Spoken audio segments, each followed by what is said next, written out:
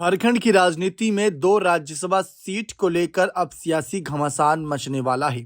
बताया जा रहा है कि झारखंड की राजनीति में इन दिनों गांडीय विधायक कल्पना सोरेन को लेकर चर्चाएं तेज हैं। माना जा रहा है कि मुख्यमंत्री हेमंत सोरेन की पत्नी कल्पना सोरेन का अगला ठिकाना राज्यसभा हो सकता है।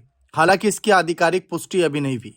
इससे पहले भी कुछ चर्चाएं इस बात को लेकर उठ रही थी कि चंपई सोरेन, जो झामुमो के बहुत ही सक्रिय नेता रहे, लेकिन पिछले कुछ समय पहले ही बीजेपी में जब शामिल हुए, उसके बाद से लगातार उनका राजनीतिक कद घट रहा है।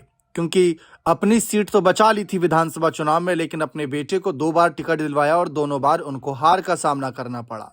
और इसके साथ साथ जहां पर भी जितने भी प्रत्याशियों को अपने दम पर उतारा, उनको हार ही मिली।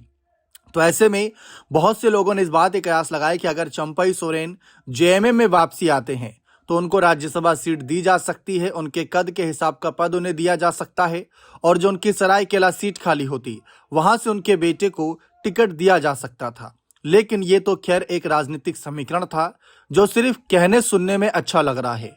लेकिन ये सब कुछ निर्भर करता है चंपई सोरेन के अगले कदम पर कि उनका क्या फैसला रहेगा। क्या वो बीजेपी के साथ बने रहेंगे? बीजेपी के साथ ही उन्हें उम्मीद है कि आज नहीं तो कल बीजेपी जीतेगी और उन्हें और उनके बेटे को बड़ी जिम्मेदारियां मिलेंगी। फिलहाल ये चर्चा खूब हो रही है। लेकिन इस बीच कम समय में राजनीति में सक्रिय होकर प्रभाव बनाने वाली कल्पना सोरेन को जेएमएम की नई नेतृत्व पंक्ति के रूप में देखा जा रहा है। उनका राज्यसभा जाना पार्टी के लिए रणनीतिक रूप से महत्वपूर्ण माना जा रहा है। जेएमएम के लिए कदम दिल्ली में अपनी पकड़ मजबूत करने का जरिया बन सकता है। इससे झारखंड के आदिवासी, भूमि खनिज और सामाजिक न्याय जैसे मुद्दों को राष्ट्रीय स्तर पर मजबूती से उठाया जा सकेगा। फिलहाल देखा जाए तो राज्य की 81 सदस्यीय विधानसभा में सत्ताधारी महागठबंधन के पास कुल 56 सीट है। एक राज्यसभा सीट जीतने के लिए 28 वोट की जरूरत है। ऐसे में गठबंधन एकजुट रहा तो दोनों सीटों पर जीत संभव है। फिलहाल कांग्रेस के रुख पर भी नजर रहेगी। इस बीच बीजेपी में शामिल हेमंत सोरेन की भाभी सीता सोरेन पर भी नजर रहेगी।